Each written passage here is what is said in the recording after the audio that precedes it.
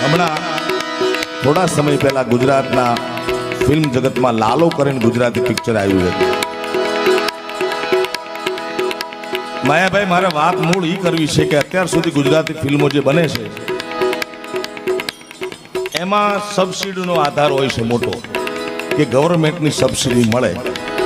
સરકાર બહુ સારી સહાય કરે છે, રાજ્ય સરકાર હોય કે કેન્દ્ર સરકાર 20%, 30%, 40%, બહુ સારું હોય તો 60-70% સબસિડી આપે. એ હેતુથી ગુજરાતી ફિલ્મો બનાવવામાં આવે છે એવું મને વિદ્વાનો કહેતા હતા, જગદીશભાઈ, ફિલ્મના માણસો કહેતા હતા. પણ આ ફિલ્મમાં લખેલું છે લાલો અને લખ્યું છે કૃષ્ણ સદા સહાય દે. બહુ સામાન્ય પરિસ્થિતિના માણસોએ અંકિત સખિયા કરીને છે